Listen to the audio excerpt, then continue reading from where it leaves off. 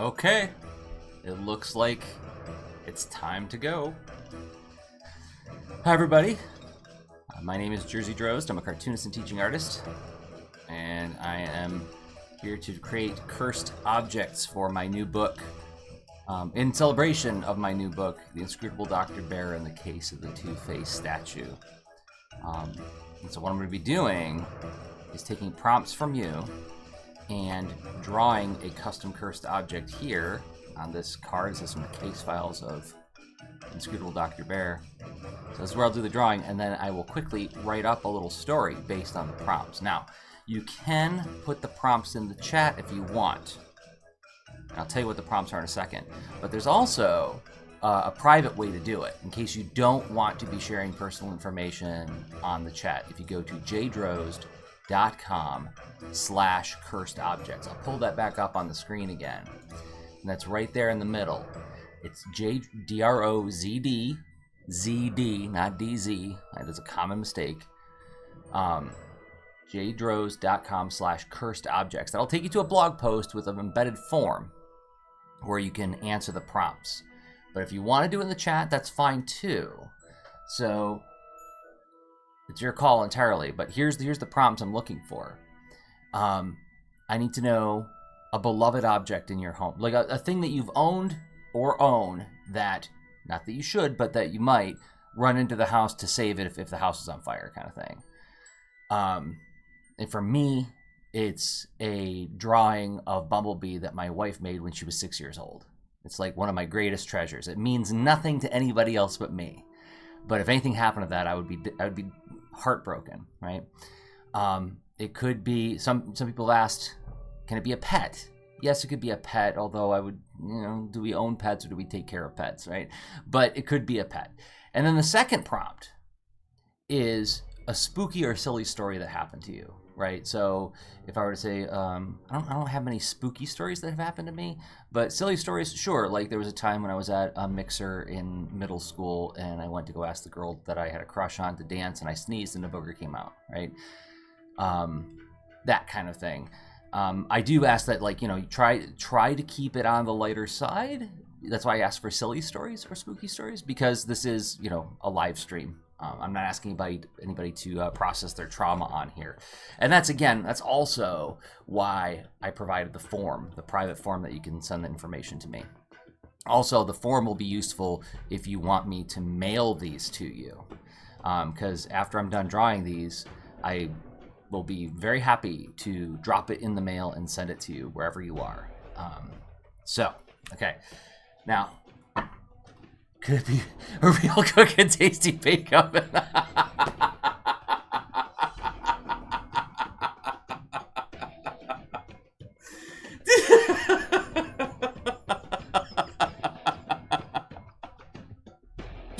Oh, Matt, you had to summon that one, didn't you? Oh my goodness, that's a deep cut to the 4 million years later podcast, and I gotta go back and listen to that episode again.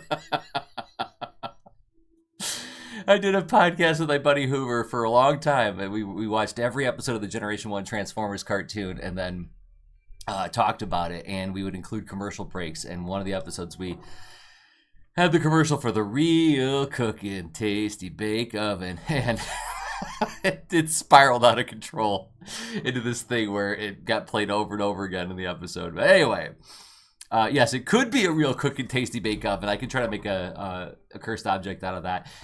And I will say, I've been doing this at events. Like I went to the American Library Association conference the end of June, early July, and I did an event where I had to visit 15 different tables of librarians and do a little pitch for my book. And I did a custom cursed object at every table, and I did it under 6 minutes. So I feel confident that I can even take a tasty bake oven and turn it into a cursed object, provided you can supply me with a spooky or silly story to go along with it. So that's the game today. I'm going to make, for the next couple hours, I'm going to be making cursed objects. I've got a couple people who've already filled out the form. I'll start with them, so I'll model the activity. Also, do you want to see the book? I got my preview copy of the book in the mail. Here, let me raise the camera up a little bit. And yeah, look at this. Look at the jacket flaps. Look at the jacket flaps on that. And the pretty colors. It looks terrific. And it's big. It's big. I don't know if I have a copy of my other books here.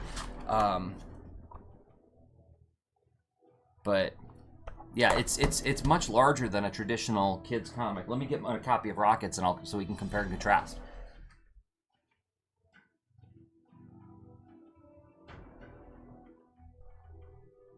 There we go. So this is the traditional 6x9, you know, youth graphic novel. Dr. Baer is, you know, noticeably bigger. So looks really good. I've never been happier with how the printing of a book has turned out. I mean, it's just like so much of my heart was riding on this, and when I saw how saturated, let me see if I can get the light so that the microphone's not in the way. When I saw how saturated the colors are and how bright everything is, yeah, just it's like everything I hoped it would be. And I mean, the color is a big part of the storytelling in that, like, there's literally no black lines in the comic except for the text. Everything else has color holds on it. So, and it's all themed by like what I wanted the sort of tone of the chapter to be like. And so, like, when they get into the winter chapter, you know, like, it's got a bunch of, it's hard to see, but if I put the camera back down, you know, it's kind of hard to see, but it's like, this has like a blue wash over everything. So, yep, this comes out in 30 days at the time of this live stream. So, September 3rd is the release date, and yeah, I can't wait for y'all to get your hands on it and read it. It's got case files in the back of all the cursed objects that we meet in the story, and then a map of the world for those who are into that kind of thing. So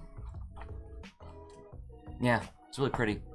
drbaer.com. If you haven't pre-ordered yet, please do. Okay, now let's get back to cursed object making. So let's start with, and on the form it asks if it's okay to say your name. This is Shawnee's cursed object. And let me zoom in a little bit so we can get a really good look at it. And I really should have updated my lights, because I think, if I'm not mistaken, yeah, is it this desk lamp? No, both desk lamps cause that, like, that line passing through the screen. Sorry, did what I could. I need to upgrade my lighting situation here. Okay, so let's get started, and I'm going to read Shawnee's prompts. So Shawnee has provided me with some ideas around stuffed teddy bears always look like they're evil and up to no good. Really?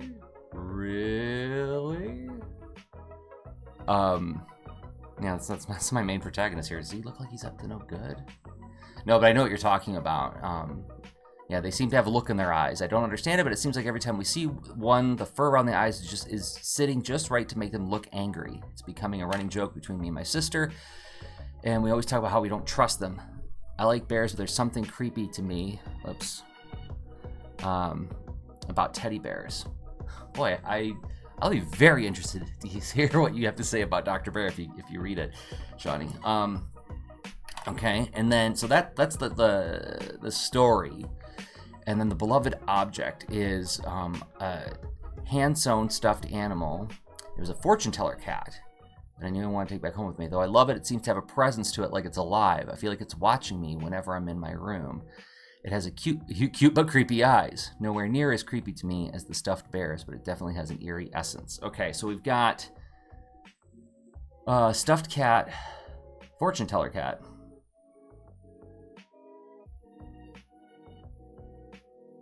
And we've got a fear of teddy bear eyes.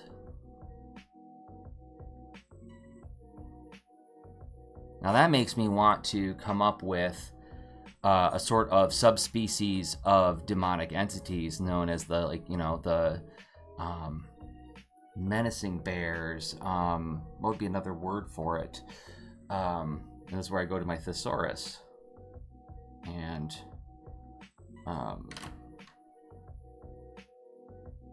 let's just look up synonyms.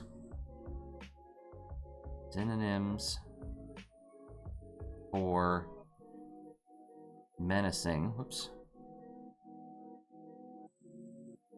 That start with the letter B. I am so slow at typing on my phone. Browbeating, bullying.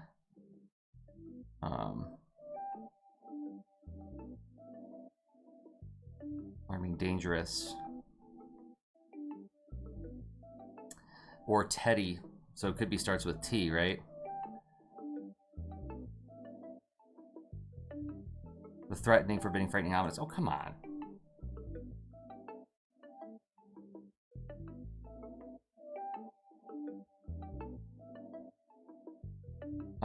Oh, I got it. See?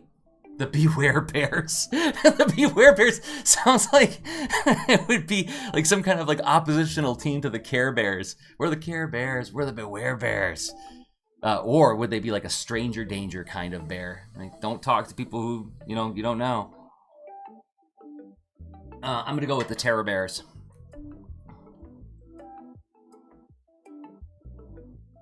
I love the word terror. When I was a kid, I was even afraid to say the word terror because there was something about it that, and I mean, it came from the cartoons. Like you'd have like fearful characters like Scooby-Doo say like, don't say terrifying. It frightens me. But there was something about that felt like it conjured, it brought closer things that were terrifying if you said the word terror. So I like putting that with creatures in my spooky stories. So the Terror Bears. So we'll have a stuffed fortune teller cat who wards off the Terror Bears. And the Terror Bears live in let's pick a location from my world is the next step. I'm taking my time with this because I've got a long live stream and I don't have that many to do. Like I said, I was doing these in 8 minutes or less, but we got the Lost City of Terror, we got Giants Rocks, we got Raven's Crest, Demon's Deep, Pierogi Mountains, Fish Village, Crags of Everlasting Ice, the Devil's Golf Course, City of Destiny, Warlord's Ocean, Wrestling Town. Let's say they live around Wrestling Town, in the outskirts of Wrestling Town. All right, so I'll let that percolate while. So, like as I say to my students, I will. Oh, thanks, Matt. I can't wait for you to read it. I really can't. I mean, it's it's been a long time labor to get this thing into the world. So, as I say to my students, I'm going to set these ideas aside and let them germinate in the fertile soil of my imagination while I draw this fortune teller cat. And there is a prompt on the form at jadros.com/cursedobjects where you can actually submit an image of the object too, so I can make sure that it's like a little bit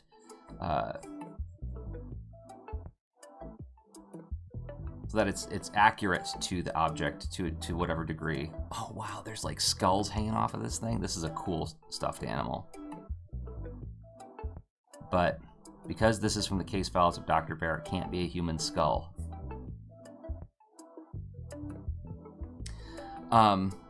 And this is one of the funny things about doing an anthropomorphic book. Is that like a lot of spooky imagery, at least spooky imagery regarding skulls, is like kind of tricky to do. Because a lot of skulls don't, like if I do like a raven skull, it's like, yeah, it's pretty spooky. It doesn't like trigger fear in me the way a human skull does. Oh my gosh, what is this on this creature's face? Oh, okay, it's jewelry.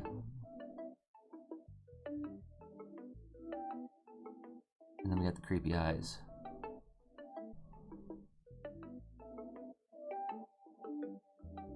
Now my hat keeps hitting my camera. Sorry about that, everybody. Kind of hard to see right now, but it's going to start to take shape in a second. And then you will see how this whole process works.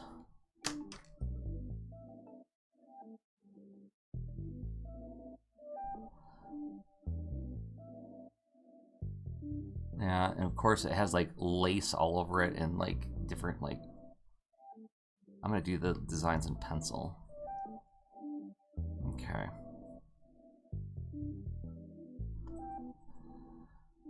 Alright, well, let's get a pen.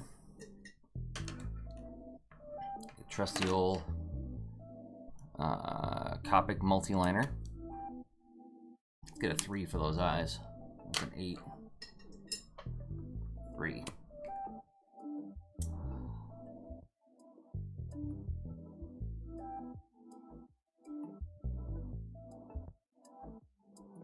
And I gotta figure out a name for this cat that wards off Doctor Baers.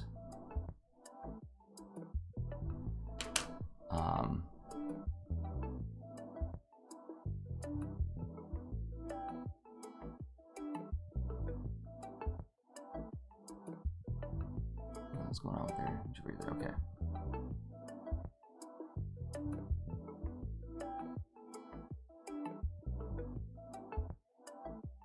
Okay, and I'm gonna break out my 5.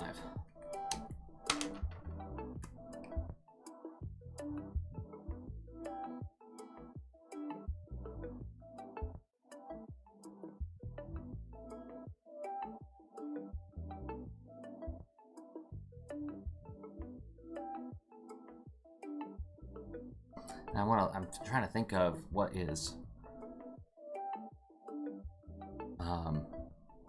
synonym for protecting.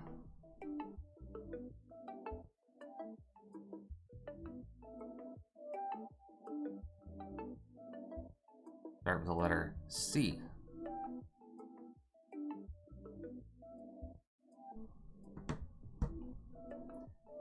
Cover, cushion, defend, insulate, keep, look after, persevere, safeguard, secure, champion, chaperone, cover all bases. Meh.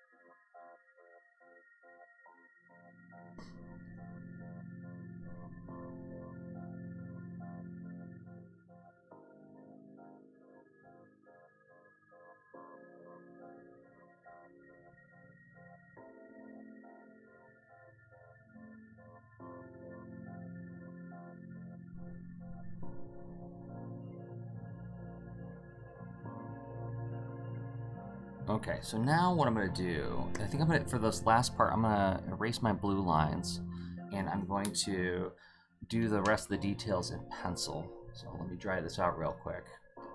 I'm gonna keep on thinking of like what I could mix with cat or fortune teller for that matter. So if it's a fortune telling cat, I've got that available to me.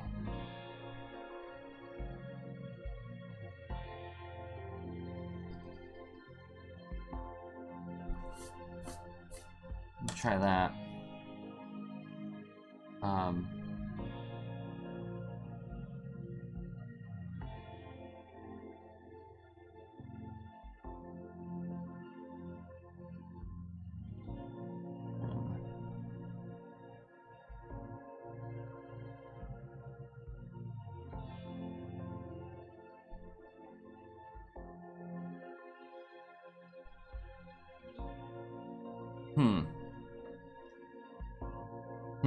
Okay, well, I'll keep thinking about this while I work on eyes of this creature.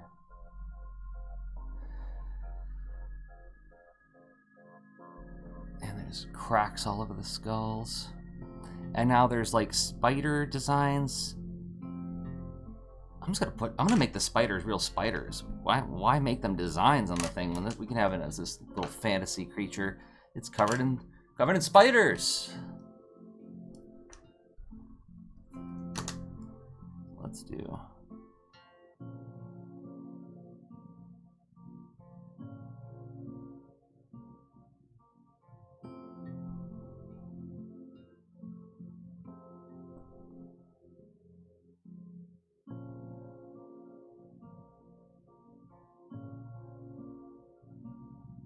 spider right here.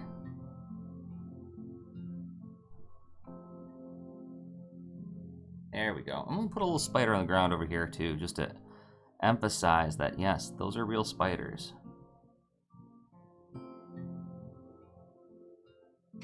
Okay. And now we'll do like I'm gonna do my best to try to simplify down the sort of like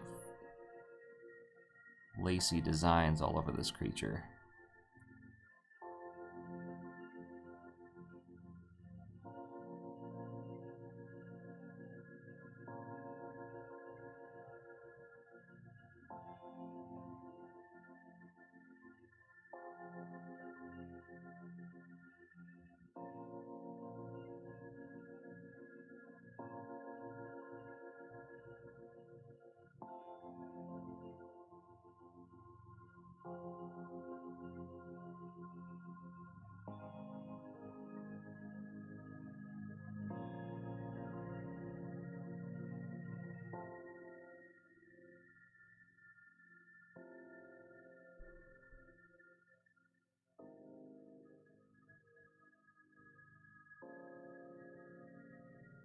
Okay, and now to do the sort of lace. Is this lace or tatted? I don't know. I don't remember the terminology for these things, but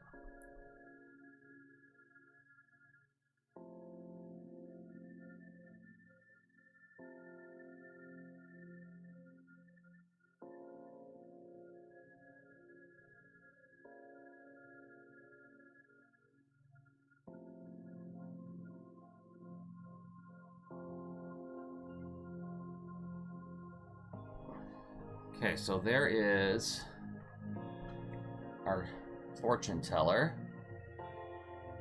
fortune-telling cat, and now we're gonna write the story, and I'm gonna call this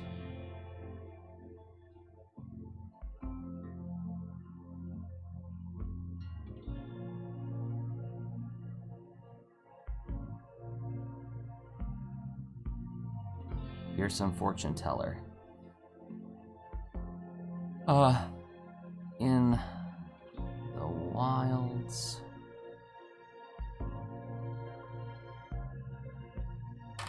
now I'm actually trying to do a better job of writing these than I have at past events, because like I was having the writing going all over the place. In the wilds,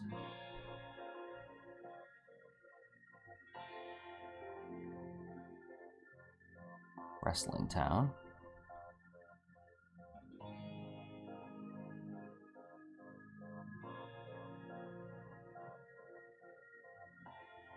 encounter the ruins of an ancient city of seers.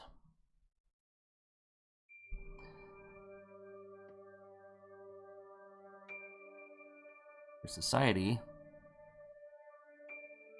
was destroyed by fearsome. Oh, not. I want to use fearsome twice.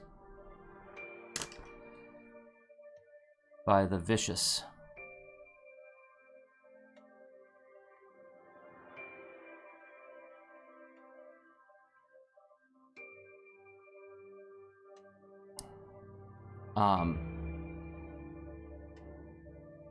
This doll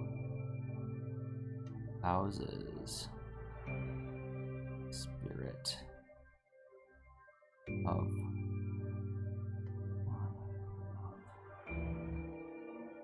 those ancient seers.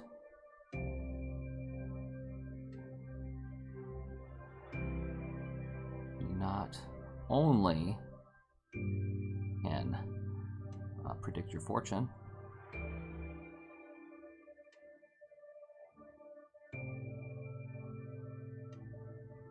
but her deadliest power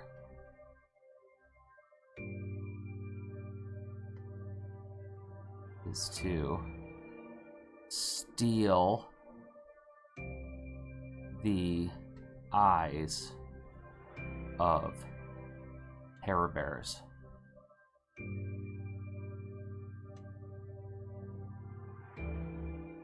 Very dangerous to bears.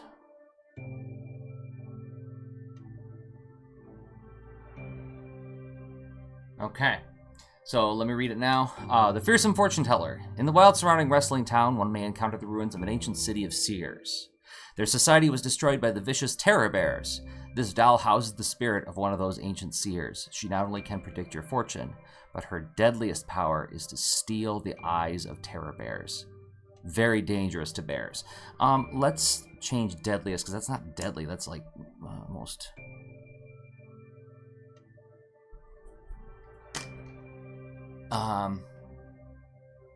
fiercest. Okay, now let's also like intimate the spirit of the fortune teller back here.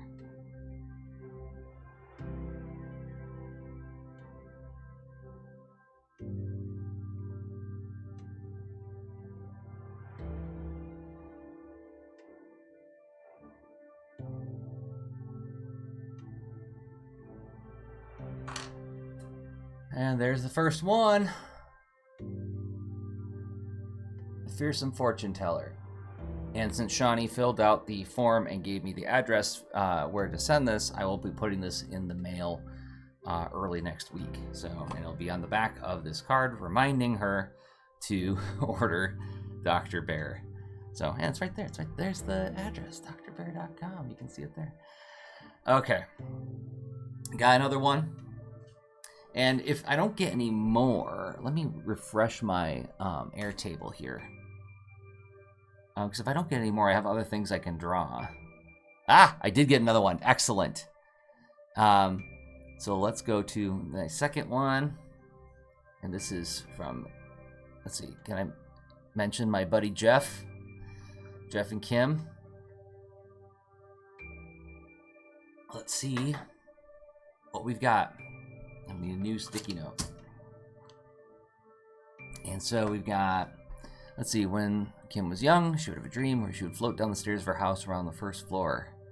She'd wake up and she'd claim she'd be floating up by the ceiling and fall back down to her bed. She said it felt very real when she woke up and that she was right by the ceiling of her room. That is a perfect kind of spooky story, right? It's like, it's unexplained, it's kind of unsettling and eerie, but it's not like, you know, I saw a skeleton in my toilet, you know? It's not something where like I looked in the mirror and there was a fiend with no face and he bit me or something like really intense like that. It's like, okay, I had this dream of floating, and when I woke up I felt like I was floating.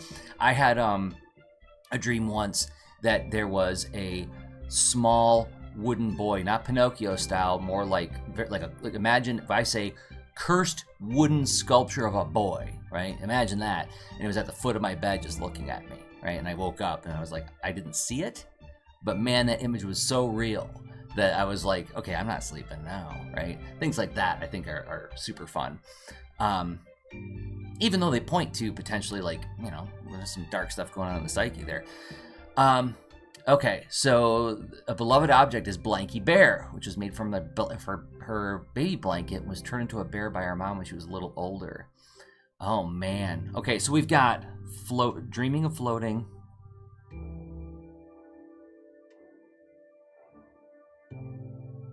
And waking and floating. Now, was there a picture attached?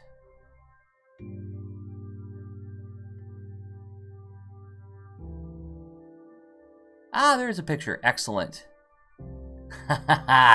Okay. And we got a bear made from a blanket. Now that's an interesting idea right there.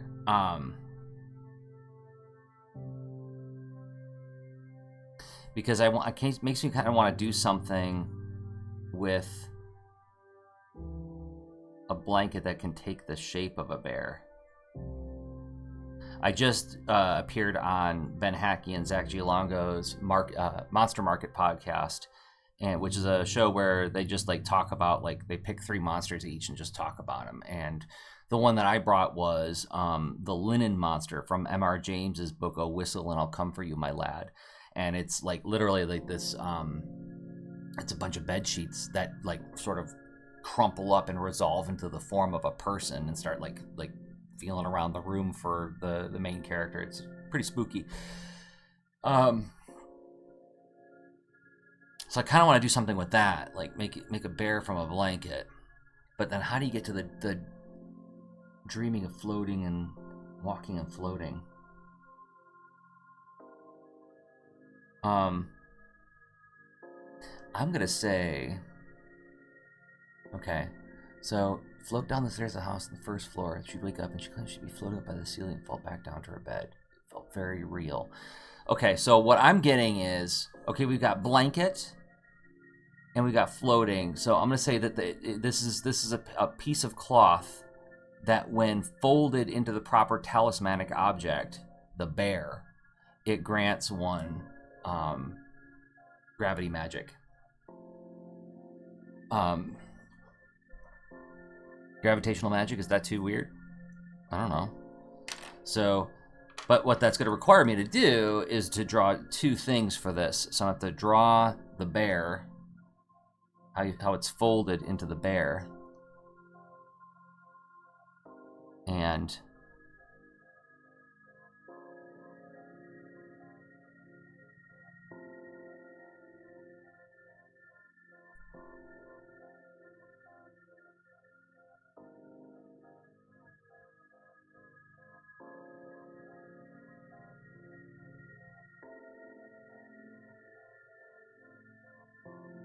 I'm going to do a little bit better job on that blanket.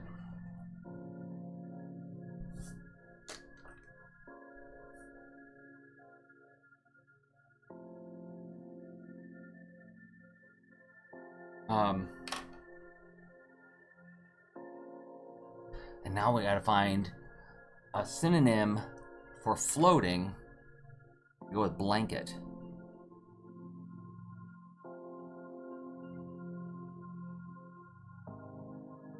Starts with letter B.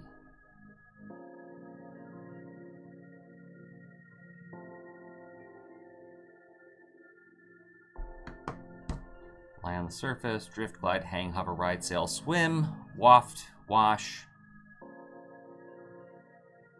It'd be buoyant. That's like more to do with water floating.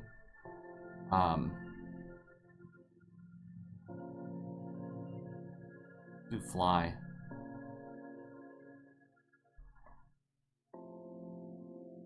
Are there really no B words that mean flying? Barnstorm, buzz. Oh, that's not helpful. Oh, bend the throttle. Really? All right, let's try glide. Maybe I need to look for synonyms for blanket. Drift, float, fly, sail, snake. Okay, yeah. Let's look for. I'm gonna look for blanket.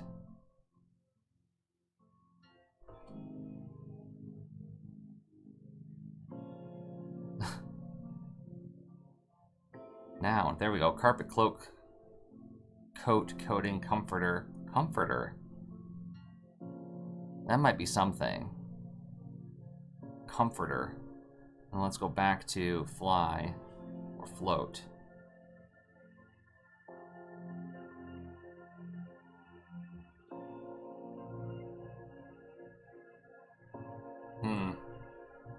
Drift, glide, hang, hover, ride, sail. Oh my gosh. Really?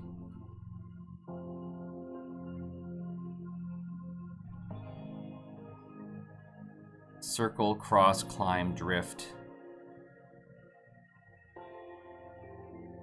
Well, I'm just gonna have to start drawing this creature and see what comes to me.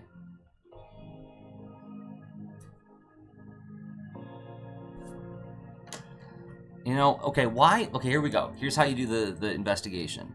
Why can it fly? What makes this piece of cloth, when it's configured into the form of a bear, give it the ability, grant the ability to bestow anti-gravity or flight magic? Well, flying is the province of birds.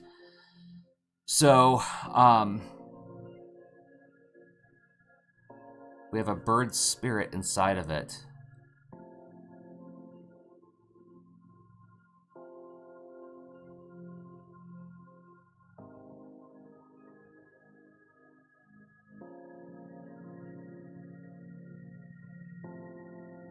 Okay, and now we get to the cursed part. It's got a bird spirit inside of it.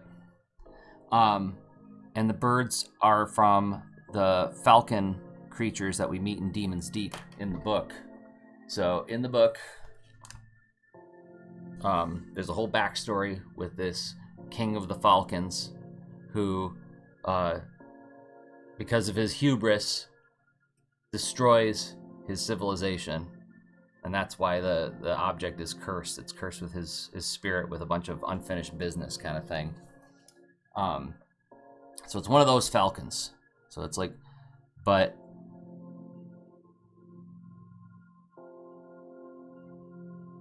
why a bear? Why a teddy bear? I'm gonna say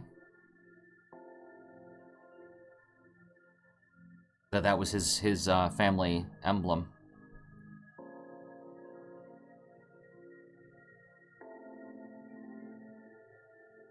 That was like a house name.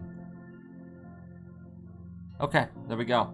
So now we have the buoying blanket made from the cloth of the cloak worn by this monarch of the falcon people. So, all right, I'm going to write that down, the buoyant blanket. Let's make sure I spelled buoyant right? I keep looking over there to look at the camera, but actually I should be looking at you, right? Okay, so, buoy.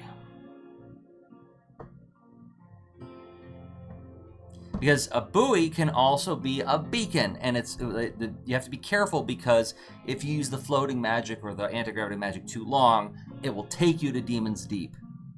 Ah, look at that, look at it come together. That's the creative process, and that's what makes this stuff so fun to do.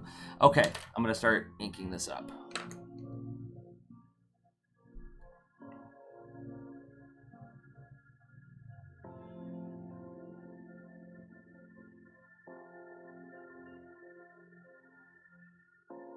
Now, some people have asked me, are you using this as a way to do field research for future Dr. Baer stories? And the answer to that is no, that is not. I mean, I'm sure I'll come up with types of monsters and creatures to create through this, but I have no intention of using any of these. As a matter of fact, I'm probably going to forget about most of these after I mail them to people.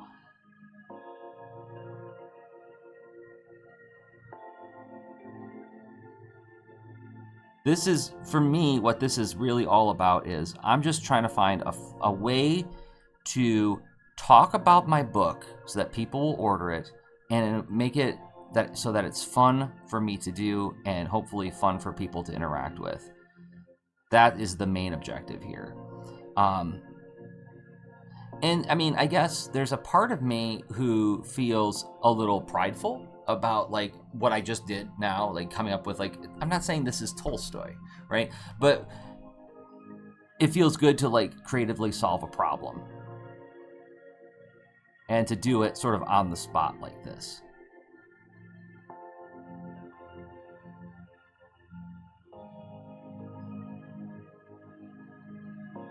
And I think this is another reason why I don't get really excited or worked up about coming up with like magic systems or lore, because it's like you can just come up with it on the fly. At least, well, let me put it this way. I don't want to be disrespectful to the idea of magic systems or like elaborate world building. It's just that it's fun for me to sort of knit it together after the fact.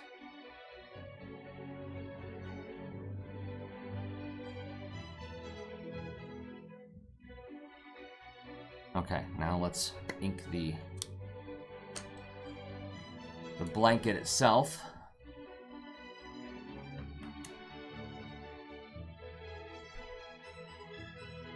Oh, wow, okay. Didn't mean to use my 8, I wanted to use my 5. It's okay. We'll create more of a border between the spirit of our falcon monarch and our bear.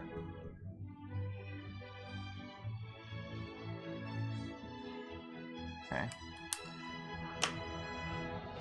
Let's go ahead and thicken the border on this side too.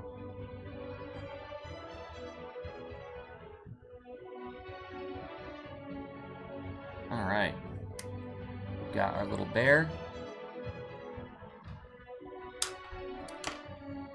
And I'm going to let it dry for a second.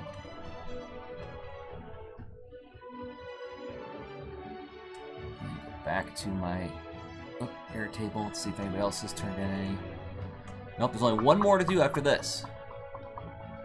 So if you are watching and you want a cursed object of your own, you can go to jadrost.com/cursed objects, and that's where the form is. You submit your prompts for your own cursed object. Show that one more time while I'm doing erasing. Right there on the screen.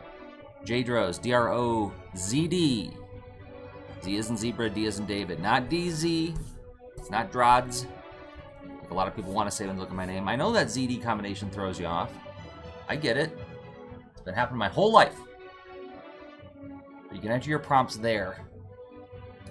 And I will turn it into an object here and then mail it to you afterwards. Okay, so let's go back to the...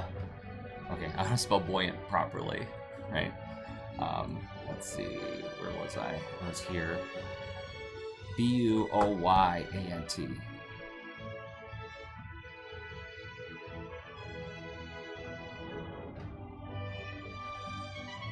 The buoyant blanket. This cloth was once cloak of the cloak of a proud monarch of Demon's Deep, D-A-E.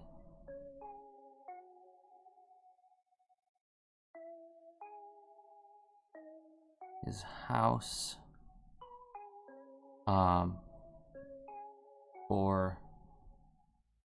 Bore, B-O-R-E, is that right?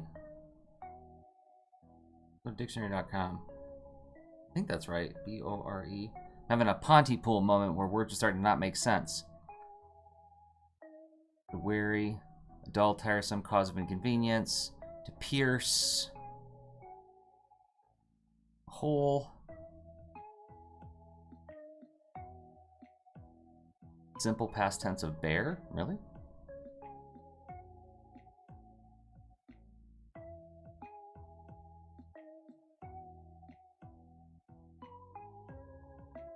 Huh.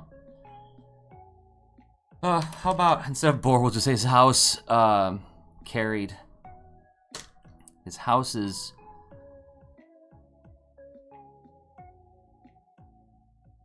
was the bear.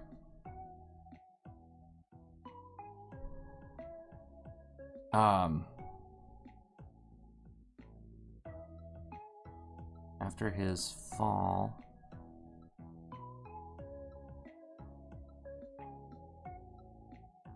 a battle with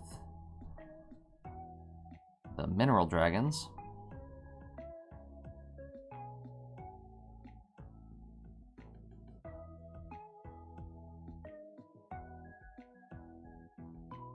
was laid to rest in crypt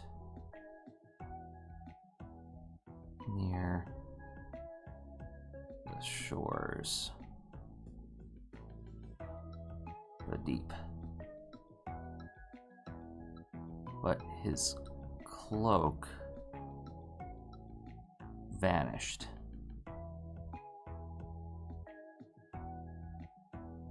Presumably by grave robbers.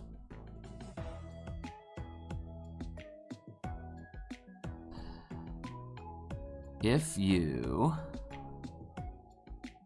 fold the cloth into the form of a bear, it will grant you flight magic. But beware,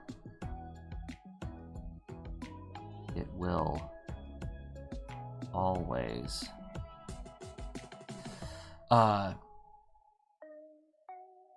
try to take you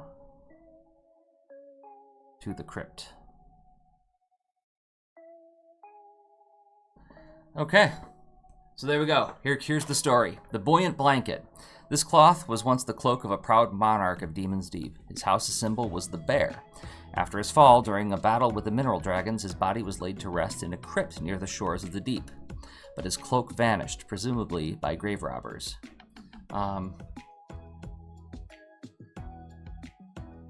Presumably by way of grave robbers. If you fold the cloth into the form of a bear, it will grant you flight magic, but beware, it will always try to take you to the crypt. Now let's get some of the folding details on the bear.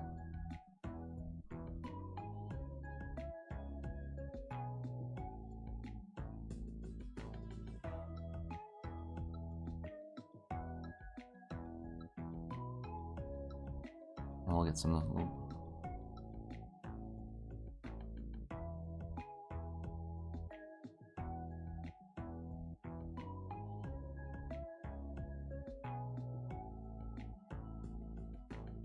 So like what I'm thinking here is like if anybody's ever stayed in one of those hotels where they take the they'll take like some kind of cloth, some kind of towel, and they'll fold it up into like a little elephant on the bed for you, kind of thing. Like it's like that. You fold the cloth up into like this bear configuration, and then it will grant you flight magic. So now I'm going to shade in the bird here. How are we doing on time? Wow, has that already been an hour?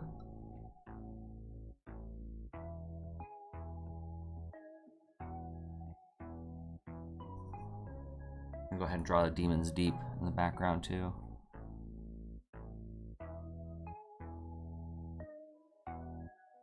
Because I mean, we got the time. We got one more to go. The Demon's Deep in the book is whoops. It is this fierce lake filled with these like broken spires of purple rock, and they have to go underwater to the ruins of this proud bird civilization to find one of the MacGuffins in the story.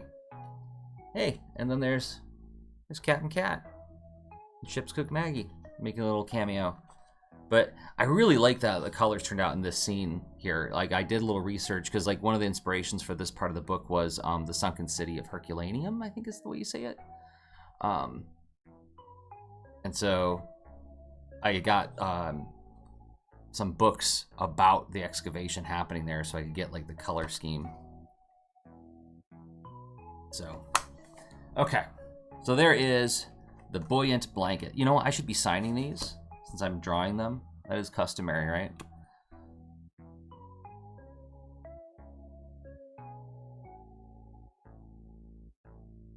So we've got so far the fearsome fortune teller and the buoyant blanket.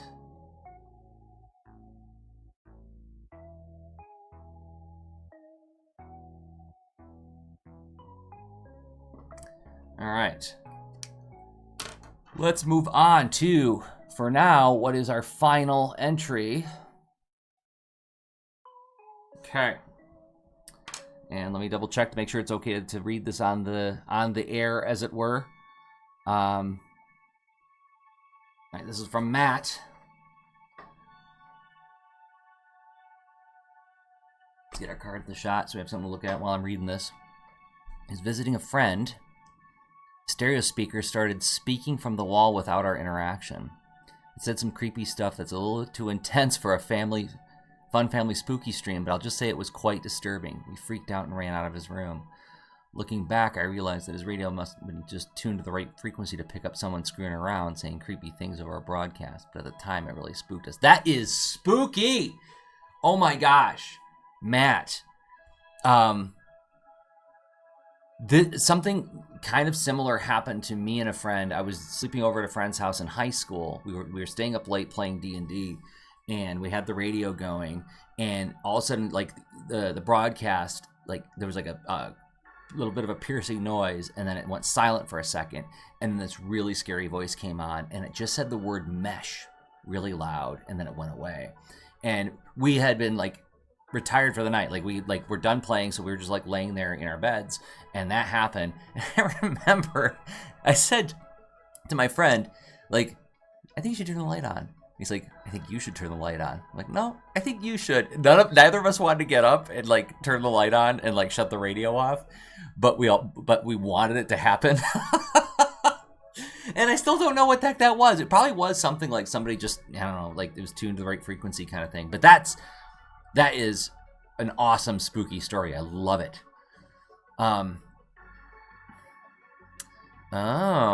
So a beloved object is Deforio Biolante from the excellent film Godzilla vs. Biolante, but that's kind of a complicated thing to draw. So we'll just say that I sure do wish I owned a real cooking tasty bake oven. And you included a picture. Oh my gosh. Why am I hearing myself? I gotta go check my audio real quick.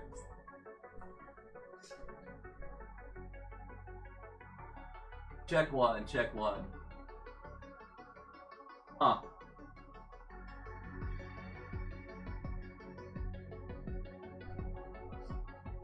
I hope the audio is not too bad on the live stream, because I think my audio is messed up on my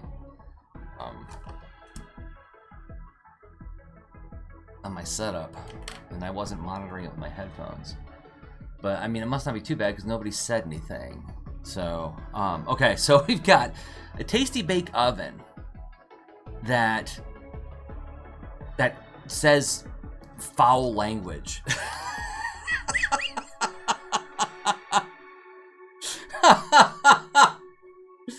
All right.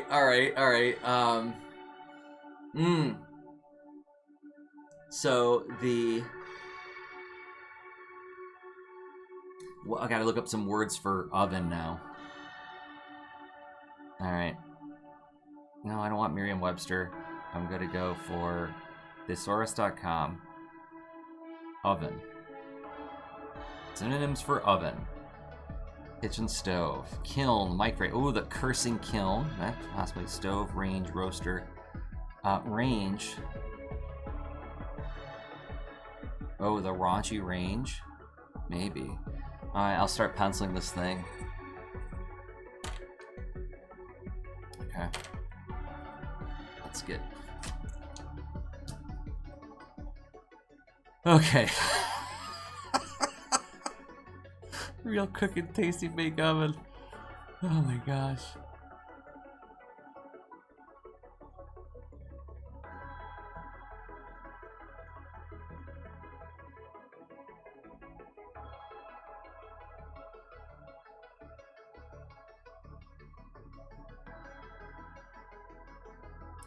This is hands down, Matt, the silliest one that I've done yet. I've done a lot of these over this past summer.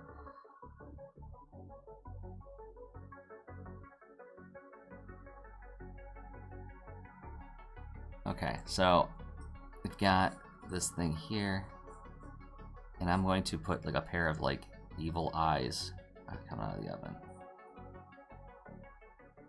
Now, one of the things that I've left open to myself with Dr. Baer is it's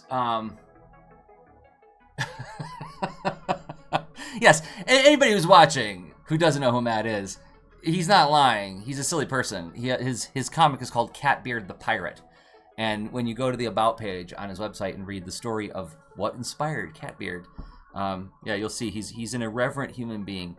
And this is a perfect example of that. No, but so like one of the things that I sort of set out to do with Dr. Baer, well, with the entire, like, this is a culmination of a lot of different stories, of different talking animal mini stories that I've done over the years. But I wanted it to be a world kind of like Eternia in that, yes, it's sword and sorcery. Yes, it's mostly about magic, but there's technology as well. So they actually go to this city called the Lost City of Terror, which I never come out and say exactly what it was there, but like I try to drop all of these visual clues that it's a fallen technological civilization. Yes, it's like loosely based on like Mayan or Aztec architecture, but it's like imagine the Aztecs if they had computers. So like when the battle happens in the temple and the walls get activated, like they all light up with like Tron lights, right? Like the ceremonial platform that the monster is standing on all lights up with like little grid lights and everything. But then, yeah, eventually it gets into like this kind of psychedelic Tron sort of environment. As you can see some in the background there.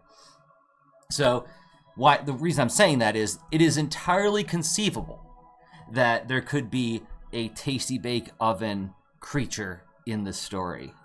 So yes, this is the raunchy, real cooking. Because you have to say it. You can't just say oven. It has to be the raunchy, real cooking, tasty bake oven. All right, and it's not. There's no hyphen. It's just tasty bake. It's one word. It's one word. Tasty bake.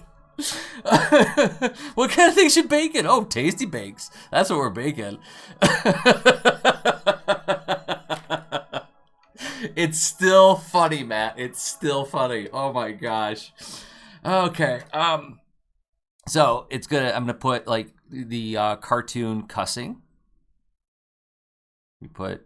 I forget what Mort Walker called these things, but where you put.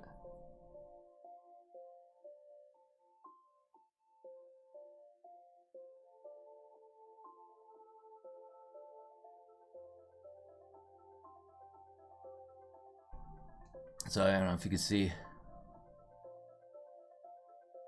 Growlix? Is that what they're called? Okay, cool. Growlix. Oh, my goodness. I gotta put all the numbers on here.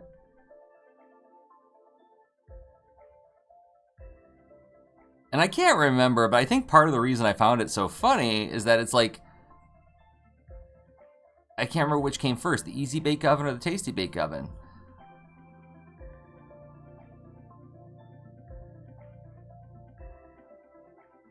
Okay, so now we will ink it.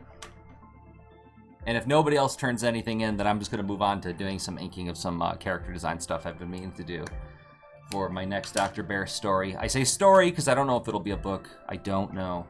Don't ask me.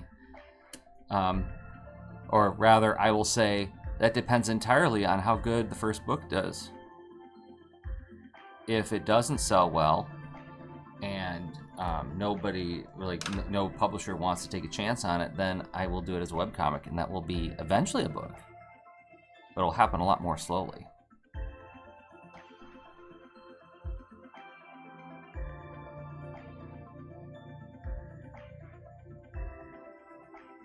I'm gonna have to show this one to Hoover, Matt. Oh.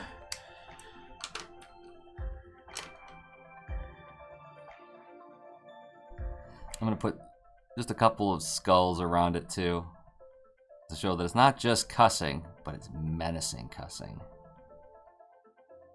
Okay.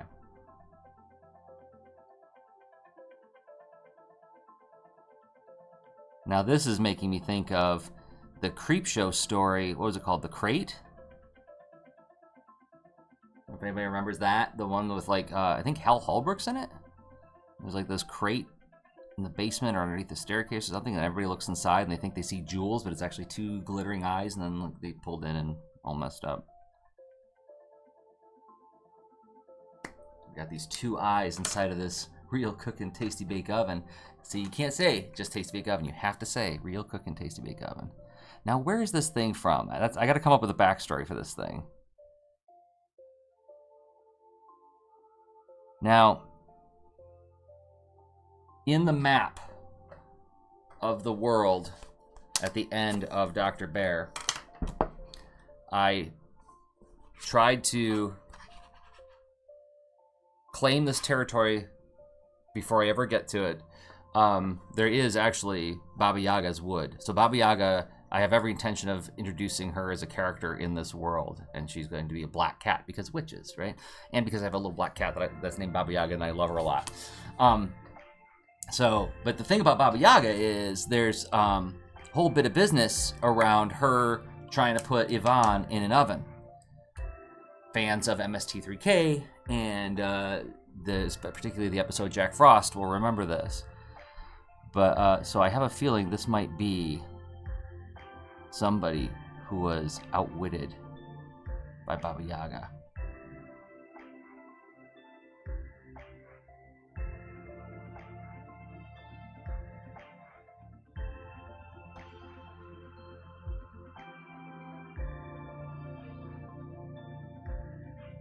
Something where... you do remember the crate, Shawnee. Hey, Shawnee, here's yours. You just got here. Yours was the first one I did, and I'll read it to you right now before I finish inking up Matt's. So this is the Fearsome Fortune Teller. In the woods surrounding Wrestling Town, one may encounter the ruins of an ancient city of seers. Seers, like people who can see the future. Their society was destroyed by the vicious terror bears. This doll houses the spirit of one of those ancient seers. She not only can predict your future, but her fiercest power is to steal the eyes of terror bears. Very dangerous to bears. So, there we go. I know why I'm hearing myself now. I just realized. Come on, let's go to my browser. I'm hearing this, aren't I? Yep, that's exactly it. Alright, I'm gonna mute the site. Now I won't hear myself anymore coming over my speakers. So, yes, Shawnee, this will be in the mail to you early next week. So, I'm probably going to be sending these out on Monday. And then the other one was the Buoyant Blanket, which ties into one of the other locations in Dr. Baer, Demon's Deep. Okay, but now I'm working on the ultimate cursed object is the raunchy real cooking tasty bake oven.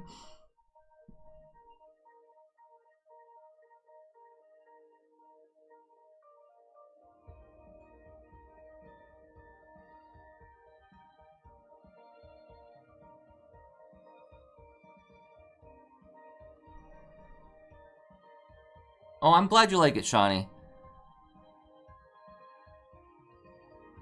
I mean, part of the idea behind this, so something my wife said to me recently when I had to do something that I wasn't looking forward to doing, but it was something that was meaningful to me. But she just said, how can you make it fun for you? And I love that. That is such a great question. And when it comes to doing marketing for my book and doing promotional kind of events, it's I think about that now. It's well, how can I hack the game so that this is not it doesn't feel like I'm trying to extract something from people. That's the part that I hate about marketing is give me your money, right? Okay, but can I turn it into something where it's playful, where I'm we're both creating something together, and you're interacting with my creative imaginal space with me, and presumably you're going to be so happy about it that you're going to get the book, right? But if you don't, that's okay too. And then this is creating an event that other people can watch the sort of creative process happen and emerge in a playful way, instead of it just being well, this is my process where I show my pencils and my inks and my colors. Everybody knows that now. who doesn't know how it works? I mean, yes, maybe like if you're like 10 and you haven't watched a live stream before or like a YouTube video, but that information is readily accessible. So it's like, okay, well, how do I make this fun for me and for the people showing up? So I'm grateful that you like what I did. I really am. I mean, it's validating to know that this isn't like a waste of anybody's time. Okay, so we've got the raunchy real cook and tasty bake oven. I got to come up with a story around this involving Baba Yaga. So we put Baba Yaga.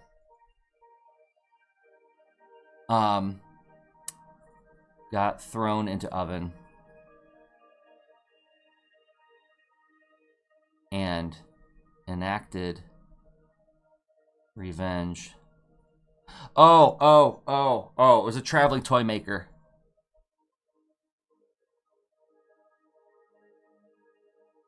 A traveling toy maker who Baba Yaga tried to eat.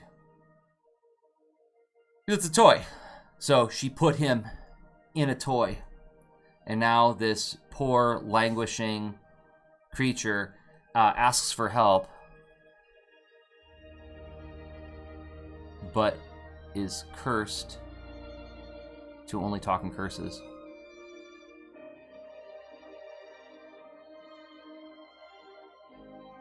Okay, there we go. And see, that's what I was talking about like opening up that creative process in like a little bit more of a fun way. Okay, so we've got the raunchy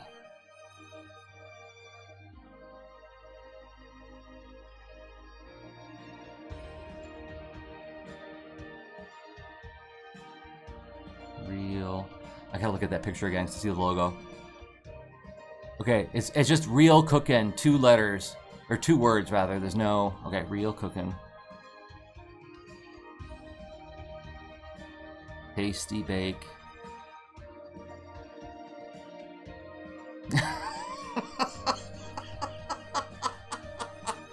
Sorry, it's still funny. It's still funny.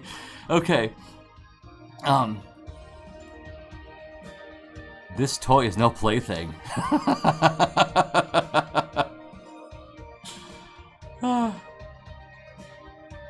It houses the doomed soul of a traveling toy sales person who had misfortune. Oh my goodness.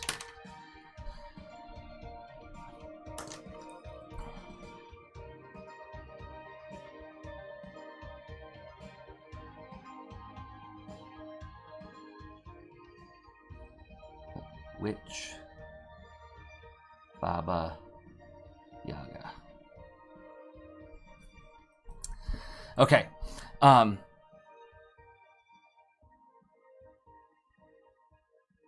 She gave him the verbal spell to release him. Why am I hyphenating himself?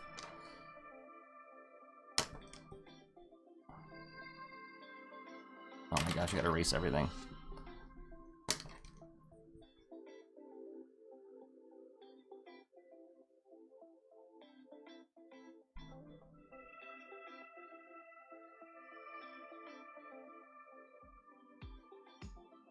To only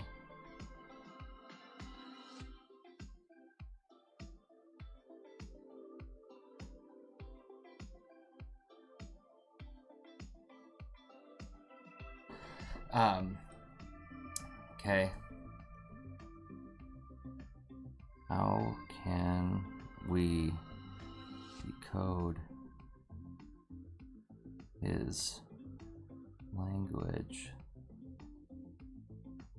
and free his spirit? Okay, so here we go. The raunchy real cookin' tasty bake oven. This toy is no plaything. It houses the doomed soul of a traveling toy salesperson who had the misfortune of crossing the witch Baba Yaga. She gave him the verbal spell to release himself, but cursed him to only speak in curses and swear words. How can we decode his language and free his spirit? So, and this is another one of like my favorite moves with these kinds of stories is like sometimes people who act the worst need our help the most, to quote Orko. So it's like, yeah, you come across this box that's cussing you out, and it's like, well, but maybe those cusses are his way of saying like, dude, help me, help me, help me.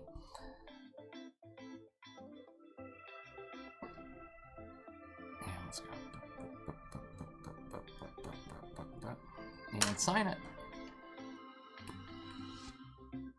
Thanks, Matt. I'm really glad.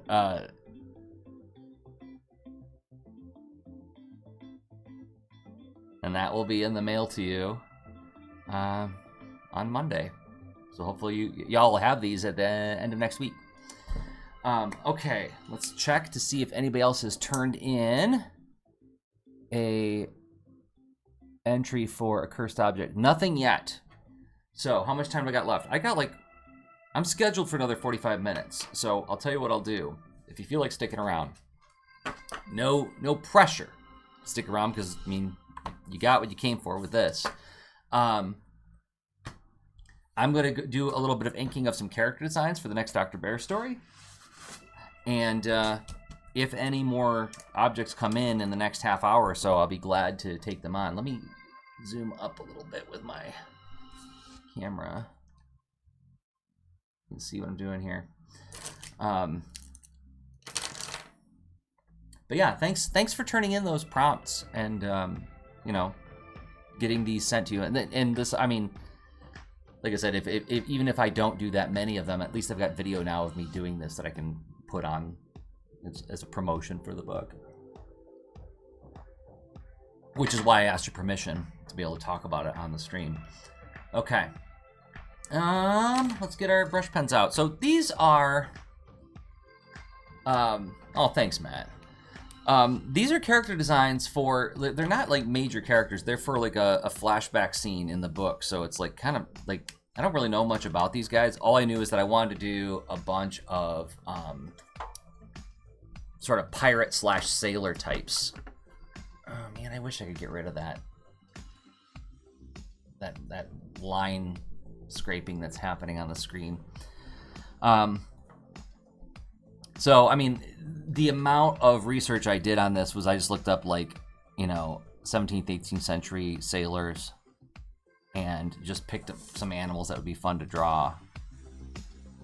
Because I don't even think these characters would have speaking lines in the book, but they're important to the book, or I keep saying book, the story. I'm trying to be mindful of the language I use.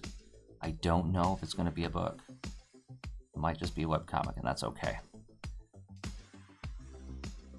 Because the main thing for me is I just want to make the stuff. What form it takes is kind of secondary.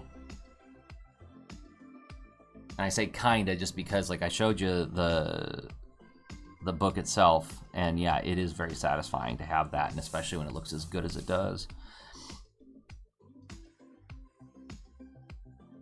But something I know you've heard me talk about a lot over the last year or so is that these days it's as much about the process of doing it for me as anything else. A little bit lower, not so much that I hit my hat on it.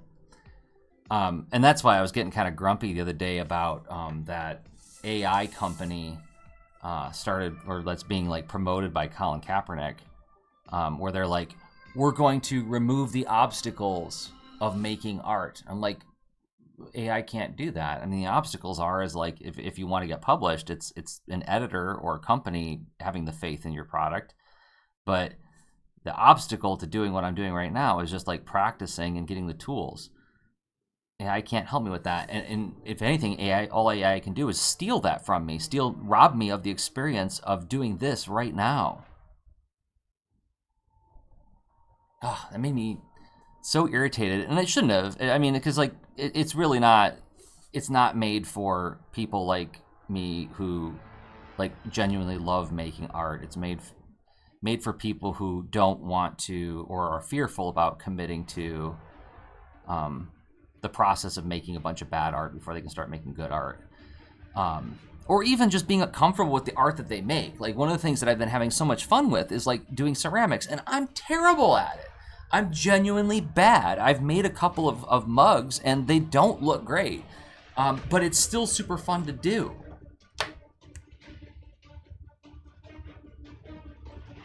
Because there's something kind of charming and wonderful about like just engaging in the act of creation without purpose or objective. It doesn't have to be anything.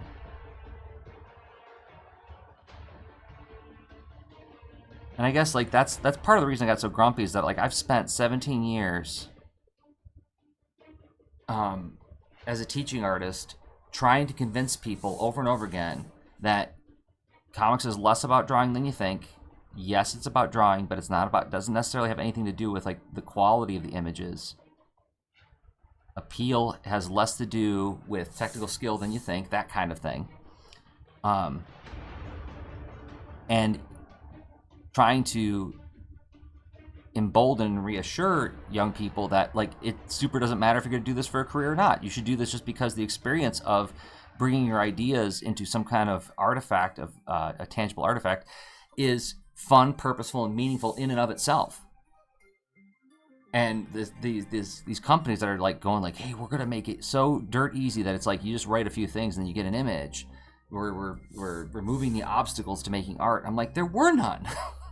That's what I've been saying for a long time. There's no obstacle, and it's playing into that fearfulness of risk taking, of letting yourself make something and discovering what it is through your own effort, trial and error, and etc. So I don't know. Maybe I'm being myopic here. Maybe I'm just being a grumpy old man.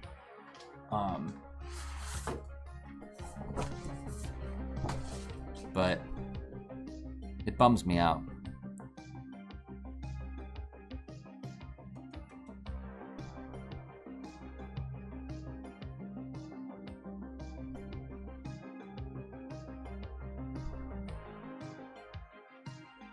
Because when I'm doing this, man, everything feels right. I think there's something to that, Matt. And I mean, and I feel like it's something where, again, speaking from the perspective of somebody who works with young people and has worked with young people for a long time, I feel like that's a natural part of finding out the complexity of what you want to do, right? So like when I was 17 and I wanted to be a comic book artist, and it was like 1991 or whatever, I was like, oh, I draw a picture of Spider-Man and it's good and people like it. And that's really the process, right? And then like by the time I'm 19, I'm like, oh wait, there's a lot more to this, isn't there? And I encounter this with my students all the time, where they say to me like, Mr. Droz, did you know this is hard? You know, and it's like, or they'll say things like, it's not fair because you're already good at this, right? And then like, I'll be like, well, why do you think I'm here? I'm here because I'm good at this, so I can help you get good at this. But anyway, but I feel like encountering that dissonance is part of maturation. And I feel like there's something that feels, I'm just gonna say it. I feel like it's predatory to try to sell a product that removes that dissonance. It doesn't have to be that hard. And I got it. It's like, that is what like a lot of modern conveniences are. Like, I got a dishwasher and I freaking love my dishwasher because I hate washing dishes because it's not fun to do, right? So that's something where it's like, here's how technology can make your life so easy. But like when it's something that's like about a fundamental part of being a human being, is like engaging with and sitting with your creativity, it's just like, I find it like just predatory and offensive to see somebody trying to make money off of other people by like saying like, it's wrong for you to feel the dissonance of growth. So we'll remove that for you. We'll take that out of the picture. That's how I'm receiving it. And I would be glad to hear if I'm getting it wrong somehow, if there's something I'm missing, because I'm also an old man. Oh, I'm missing some comments while I'm pontificating here. Okay, that was Shawnee who said that the skill building is not as celebrated, yeah. Yeah, I mean, I think there is something about, like, again, the teenagers I work with are like, yeah, but I'm not good at it. And one kid actually said to my face, I didn't think I could, so I didn't think I could, so I didn't. And they said it without like irony or sass or like it was like this defeatist attitude. And it was the first time I've ever, like, I didn't shout at the child, but I did exclaim out loud. I said, "Oh my God, like, did you just say that to me? That's crazy that you're saying that to me," right?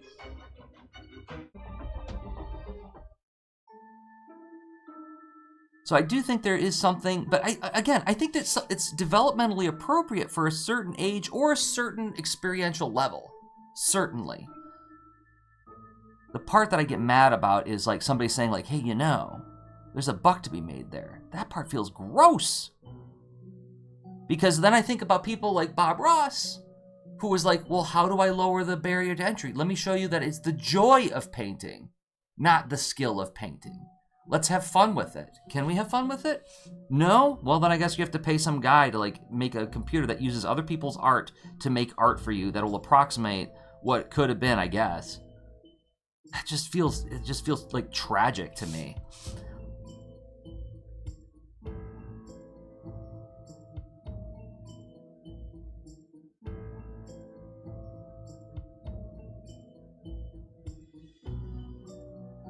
Yeah, I mean, it's like, I don't want to glamorize effort.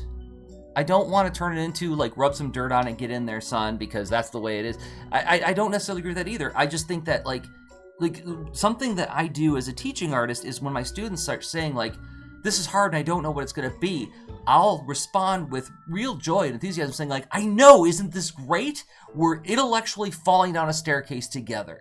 And we're going to find out what this thing is going to be, and it's going to be weird and awkward and uncomfortable all the way down, but we're going to be really glad we did it, right? And like learning to not just sit with the discomfort, but to recognize it as a part of the spectrum of joy that comes from doing this. I think that's another part that bums me out, is like, it's all about like, it's got to look this way, and it's got to be done now, otherwise I'm not happy. And part of the experience I had making my book was a lot of discomfort and a lot of me telling friends when they're checking in, like, how's the book coming? I'd be like, I don't know. I feel like I'm in a field of grass just looking out, and it's nothing but a field of grass, and there's no path, and I don't know how to get home, right? And it was uncomfortable, but I knew that was part of it. That's part of the experience of making something, and I was grateful to get to experience it again. There's something like rich and human about that. And I don't think that that's like fetishizing effort, struggle, or suffering. I just feel like it's something where I know that I'm kind of alive when I'm doing it. So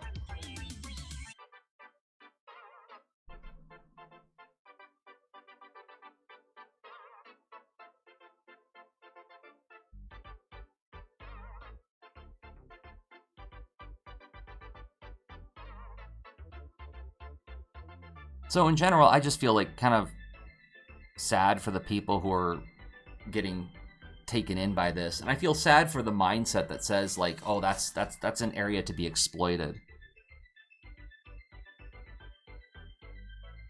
And then using language where it's like, oh, this is a service. I'm like, well, yes, but it's a service that like infantilizes instead of empowers. And it's positioned as a way of empowerment. Again, I might be talking out on my hiney because there may be something I'm not seeing about this.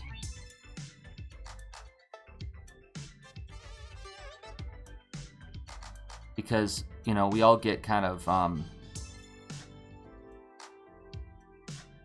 it's the whole, like, I want to accept the fact that I might be doing the whole every problem's a nail because I got a hammer kind of thing. I've got my approach and my position on what the problem is and how to address it, and this is a different way of doing it. And I can just like step back and say, not for me. But I will say this. Oh, Matt's saying something. I'm gonna read this. Oh, come on. Can I just look at the comment, Twitch? That would be good. That'd be really good if you just let me see the comment. Let me pull the chat out. Okay, here we go. The thing about these images is that they tend to hit a very predictable average. There's no voice for the individual to touch them, and I hope that people will start to see the actual artist bring something unique to the creation. I hope so. I hope so. This is another one of those things where it's like I feel like I'm kind of out of step with traditional superhero comics fans sometimes. Like when I listen to like podcasts about traditional superhero comics, is like they're, and I can't say about recently because I haven't listened in years, but when I was listening, there was like such an emphasis on a certain kind of superhero comic art. It had to be very precise, very crisp, and very photorealistic. And anything outside of that was considered bad art. And granted, it was people who were non-practitioners who were talking this way. And so there's like a certain kind of, I don't want to turn this into a class thing, but there's a certain kind of contact with the visual language and line language of comics that may not be as available to them as somebody who spends a lot of time doing it. But the thing that always confused me was I would look at people like Alex Toth, whose later work is so exciting because it gets very loose and he's using fewer lines to render more things. And so like you'll see like a zigzag, boom, there's a nose. I'm like, how did he make a nose with just one line? That's incredible. How did he do it? It looks, I can see the form and the structure of it. And he did it with one little zigzag line. And I would hear the people who are doing these comics podcasts say like, oh, yeah, I hate his stuff. It got so sloppy later on. Like Joe Kubert got so sloppy. I'm like, but he got more expressive and there was something more elegant about what he was doing. So where was I going with that? Oh, I feel like there's something to seeing what Mark Siegel of First Second called the handwriting of the artist. Like the artist's like sort of imperfections that makes the work have its own character and feeling. So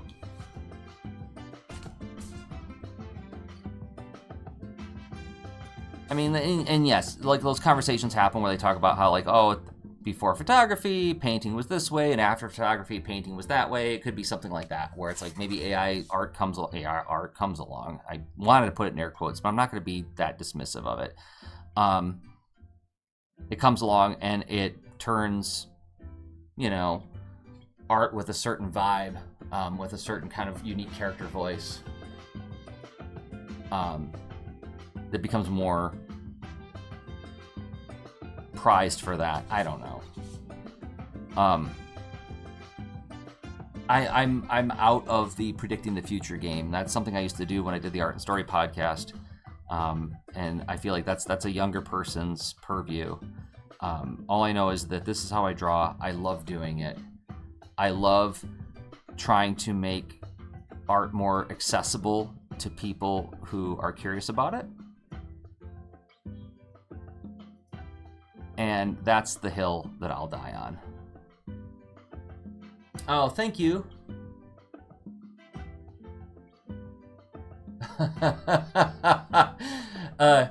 A room tour YouTube video. I've never done that.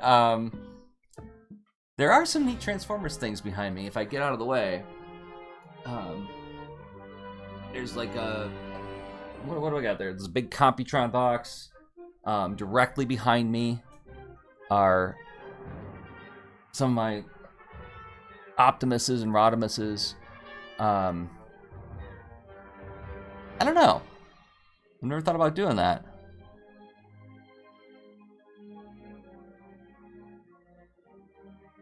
I just had somebody come to my house to service my air conditioner, and when he saw my office, it was normally the reaction I get from regular adults is more like oh, you live like this, huh?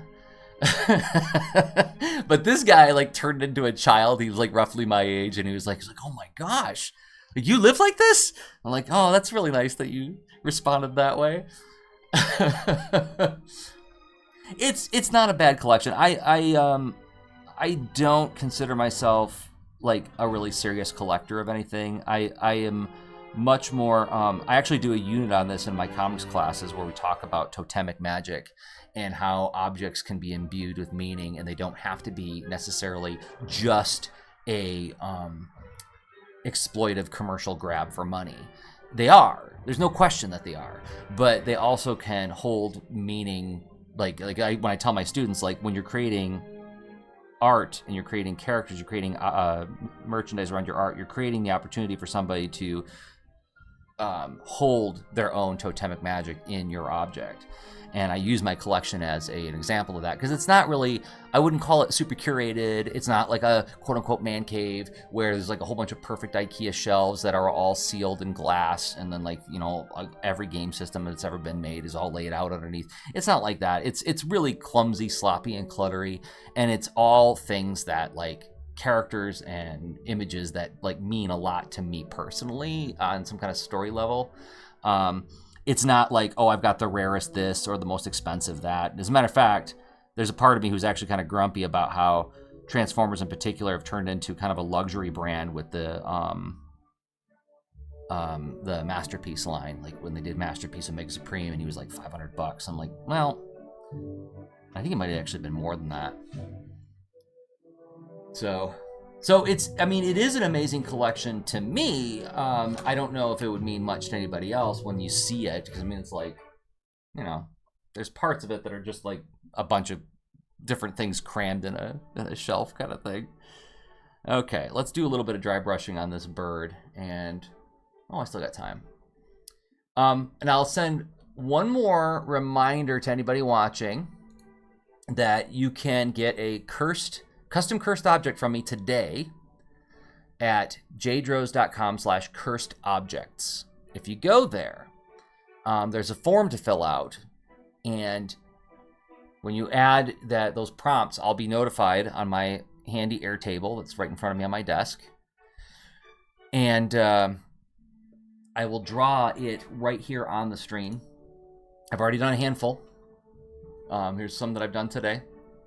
And I draw them on the back of these Doctor Baer postcards, and you will have a character from the case files of Doctor Baer. I will not only draw the object, I'll like create a cursed object out of your prompts and write a little backstory for it, and then put it in the mail to you early next week. So you can go fill that out right now. Shouldn't take a minute. I've got what have I got? I got like 20 minutes left, so I got time to do maybe one more.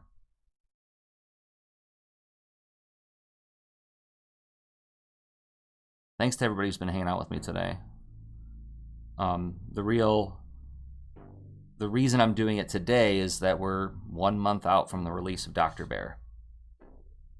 And it's kind of hard to believe that it's finally happening after all this time. There's been a lot of setbacks for this book.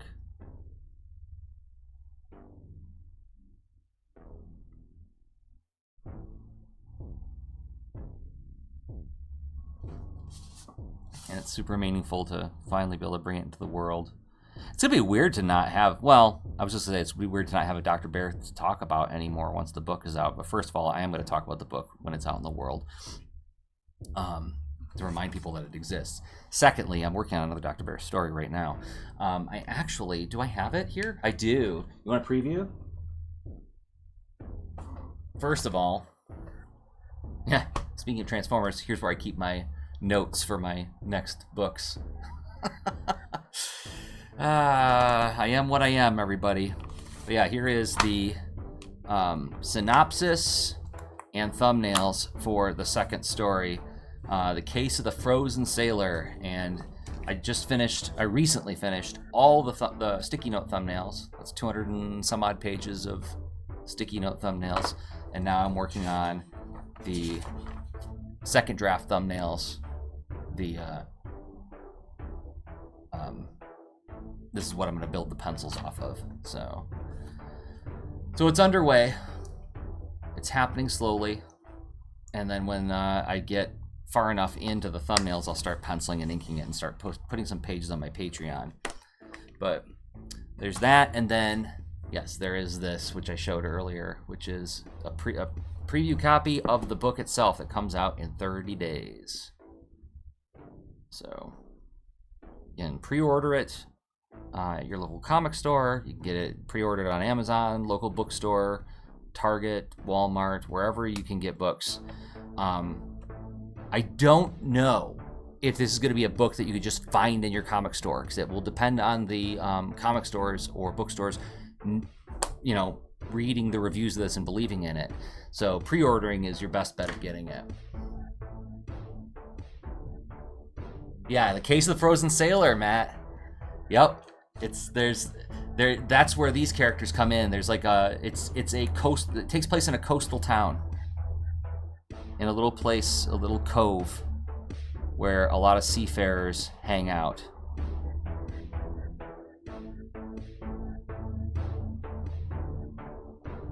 So yes, it will be.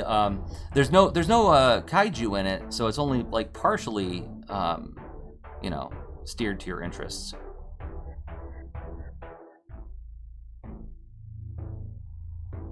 Oh, well, yeah, you know that I dig the John Carpenter films, particularly The Fog and The Prince of Darkness, and I will say, it is absolutely inspired, or rather, inspired by it. Yeah, there's aspects of it that are definitely taken from The Fog, but I take it in my own kind of twist, because it's not. The Fog is, for those who haven't seen it, it's about a group of sailors who are murdered in the 1800s, and their spirits come back to get revenge on the descendants of the original 6 conspirators who killed them. So it's kind of a slasher movie, but it's a kind of a ghost story, and I love it. And I know that it's got, there are people who love it and people who don't.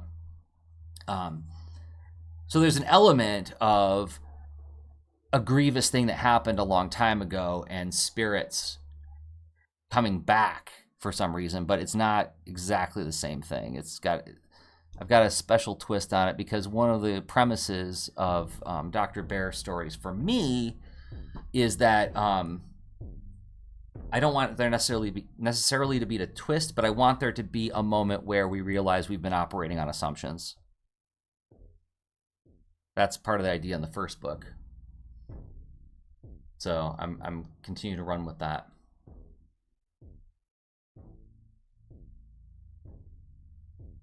So, but also, I mean, another inspiration for this is I am a huge fan of the Robert Altman Popeye movie. That was a very formative movie for me as a boy. We got it on Laserdisc when I was a little kid, and I must have watched it like a dozen times. No, more than a dozen times, because you don't have time to do much else when you're a kid in the 80s. So I actually hired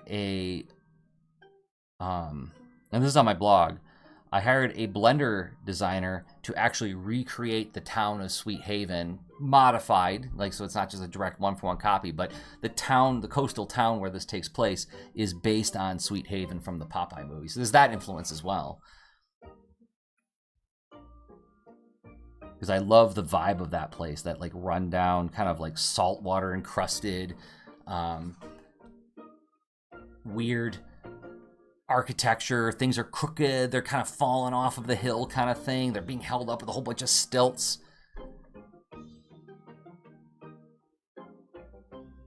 I wanted that kind of vibe. I've got a piece that I'm working on right now, like a development piece based on that. Actually, I can pull that up right now. I got it. I'm started inking it. So this was working off of, and I don't know how well you can see it, but this is working off of that 3D model. So I dropped the 3D model into Clip Studio Paint and then pencil over top of it, and then I ink it freehand. So it's like you can kind of see some of the town back there. And there's like the weird houses up on stilts and stuff. And there's our heroes walking through the town, evaluating what the danger is. So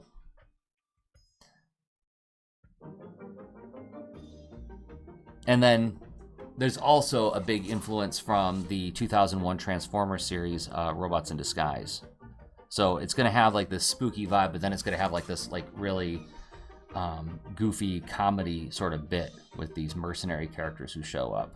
And that's totally, and this isn't the first time I've borrowed from that sort of tone of that show, where in RID 2001, there's these 3 Predacons, Slapper, Gaskunk, and Dark Scream, who kind of start out being the main villains, but eventually just become like a Greek chorus kind of thing, where they're just like, they're kind of involved in the story, but they're also constantly like commenting on what's happening in the story in not quite a fourth wall breaky way, but sometimes a little bit.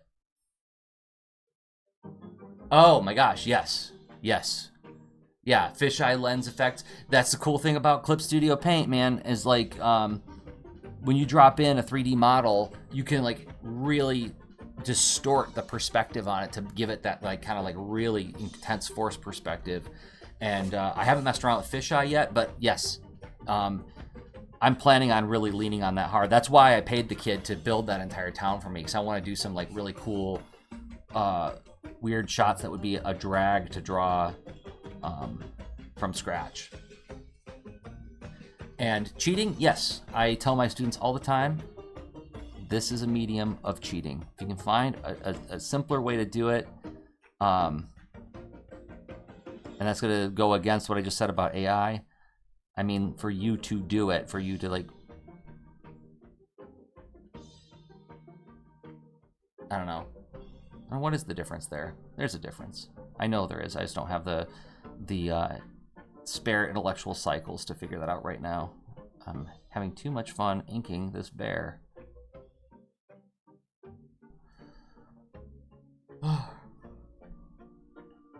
What I mean by cheating is like using a big close-up to alleviate the load of drawing pages. Like, here's a rule I set for myself with drawing Dr. Baer, and I know I've talked about this before, but I had a internal rule that no page was to exceed 4 panels without a very good reason. So between 1 and 4 panels per page, and you only get 1 panel per page to show off. So okay, this panel has like a lot of background elements. It's, you know, richly detailed. Okay, the next 2, no background, right? You'll paint it, but you're not going to knock yourself out. Yes, you're going to have pages like this where there's like really, like that took a lot to draw and to paint. But look what I did before that, right there. Knocked out the background.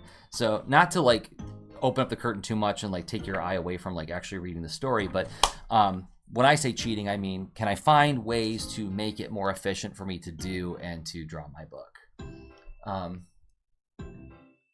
Yeah. Well, thanks, Shawnee. Thanks for stopping by.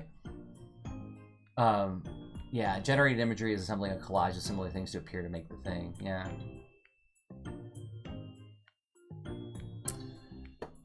Well, no problem. I'll probably do this cursed object stream again.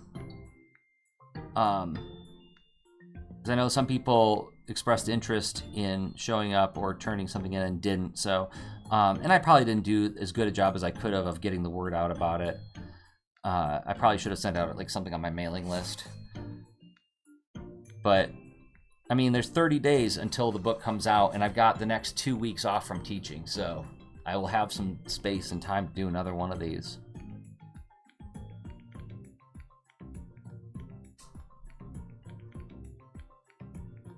And actually, I purposefully took on a lighter load of teaching this fall so I could still have time to do comics art.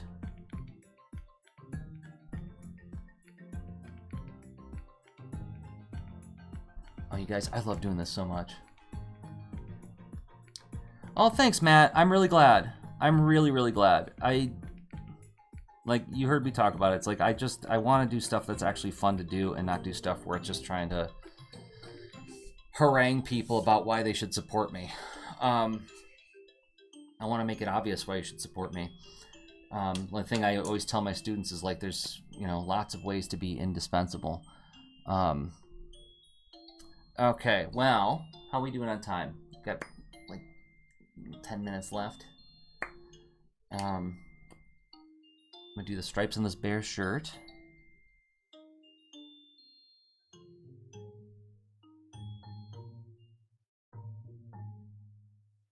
I really appreciate y'all who showed up to be the first inaugural Cursed Object prompters.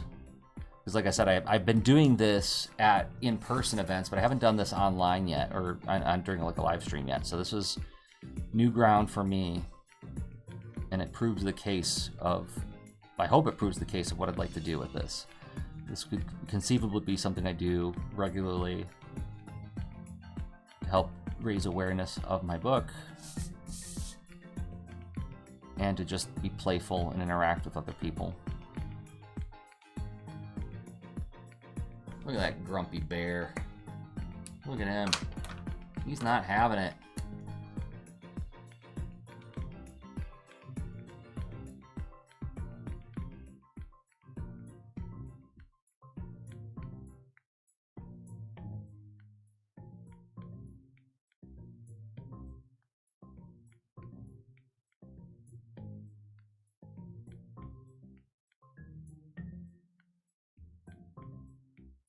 There is a, speaking of nautical themed stuff, in Columbus, in the Worthington area, there is a really cool pub called the Old Bag of Nails. And it's all like old sailor themed. And I mean, it's Columbus, Ohio. We're a landlocked city. I mean, it's not like going to Maine. I'm sure if you like lived in Maine, you probably have like a lot more authentic places. But for those of us who don't have any access to the sea, it's fun to go to this place that has like all this old timey like paintings of sailors and things. I haven't been there in a while. I need to go. If any of you decide to come out for Cartoon Crossroads, you can hold a gathering at the Old Bag of Nails. Talk about boats. Oh, thanks. About the layout. Yeah, trying to create some branding on this. You just walked into an old-timey antique store. Hope you can smell the what is it called? The potpourri.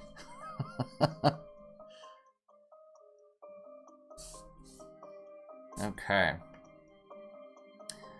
Well, I'll have to do another one of these, another 2-hour live stream to give people a chance to show up and provide the prompts for the cursed objects. So for those who are showing up now, I'm wrapping up in a few minutes, but here's the cursed objects that I made today. We have the fearsome fortune teller. In the wild surrounding wrestling town, one may encounter the ruins of an ancient city of seers. Their society was destroyed by the vicious terror bears. This doll houses the spirit of one of those ancient seers. She not only can predict your future, but her fiercest power is to steal the eyes of terror bears. Very dangerous to bears. So, there's one here called the Old Ship. Yar, I love me some nautical theming. I do too. I'm a sucker for it. And then we had the second cursed object we made was the buoyant blanket. So this was somebody who had a spooky story about waking up feeling like they were floating, and they had a baby blanket that was turned into a teddy bear. So I combined these ideas into this thing called the buoyant blanket. This cloth was once the cloak of a proud monarch of Demon's Deep. And then there's the monarch. It was a falcon. His house's symbol was the bear. After his fall during a battle with the mineral dragons, his body was laid to rest in a crypt near the shores of the deep. But the cloak vanished, presumably by way of grave robbers. If you fold the cloth into the form of a bear, it will grant you flight magic. But beware, it will always try to take you to the crypt. What happens when you get to the crypt? Oh my gosh. All right, and the last one, this is our silly one.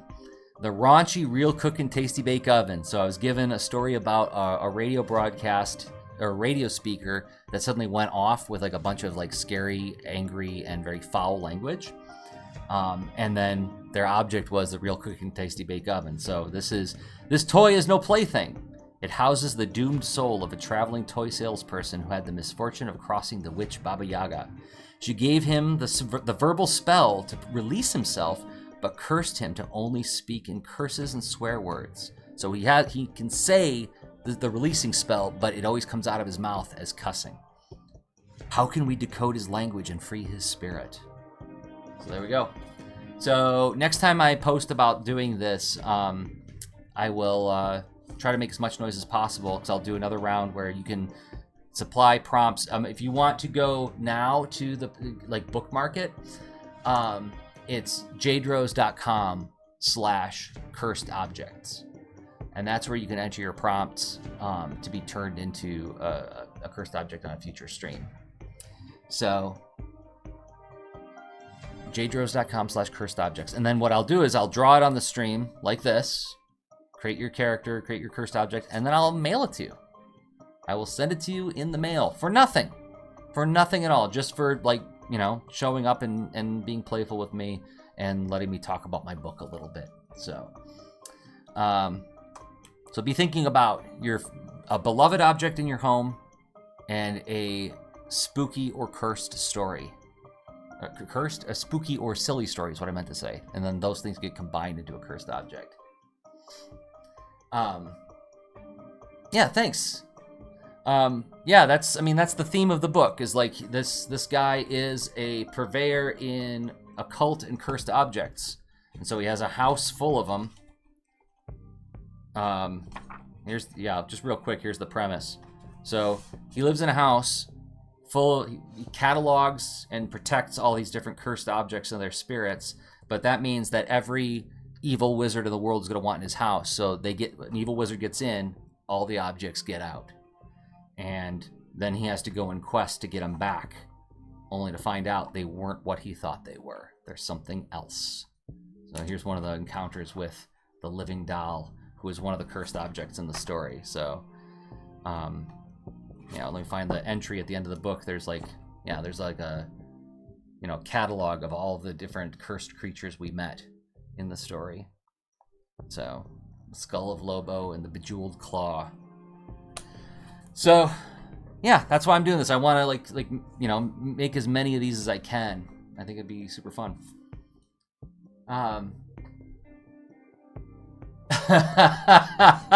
Yeah, it is kind of like a Cabinet of Curiosities kind of thing, isn't it? Yeah, so I hope you like it. I hope lots of people like it, because I'd like to make more of them. I would like to have lots of cases that he takes on. And I'm working on, these are characters from a second story that I'm working on. Whether or not it gets published, I want to do something with it. So, and it's called the Case of the Frozen Sailor. So it's a nautical themed cursed object story. So, yeah. All right. I am going to wrap this one up. So I want to thank you again, everybody, for stopping by. Once again, you can find out more about the form where you can supply me with prompts for getting your own custom cursed object at jdrozd.com/cursed-objects. And I'm going to be updating my blog very soon with a few more bits of news regarding the book's release, because we're just 30 days out. 30 days out from being able to get this wherever you get books. And I'm once again strongly encouraging pre-orders, because I don't have a lot of celebrity sway as a cartoonist, and I don't know if every bookstore or comic book store is going to order this, right? I mean, I got a good review from Kirkus, which is not nothing, but that doesn't mean that a bookstore is going to be like, yeah, this is something that a lot of people are going to want. So it helps if you go to your local independent bookstore, comic book store, or even Amazon, to go ahead and get a copy ahead of time. So it looks really good, right? I mean, look at those jacket flaps. Look at those big old French flaps. And here's the blurbs. Jeff Smith, author of Bone, says Jersey Drozd has concocted an enticing story, and his artwork is the cherry on top. Vicky Wong, co-creator of the Octonauts, said that it's impossible not to cheer along with this rambunctious crew of critters, admire the gorgeously drawn vistas, and wish for one's own battle tortoise to snuggle with during story time. Judd Winnick, author of the Hilo series, says it's a mystical roller coaster that every kid should buy a ticket and ride twice. And finally, Greg Schiegel, my buddy Greg, from the author of the Superhero Universe, said Dr. Baer joins Winnie the Pooh and Paddington as adorable bears whose adventures offer real insight into human emotions and empathy. Come on. I hope you get it, and I hope you like it. And I will be back with another one of these live streams real soon. So until next time, I have been Jersey Drozd of drbaer.com, Baer. And then Jersey Drozd on social media if you want to follow me there. But drbaer.com is the place I'd like you to go. Thanks again. Okay, bye.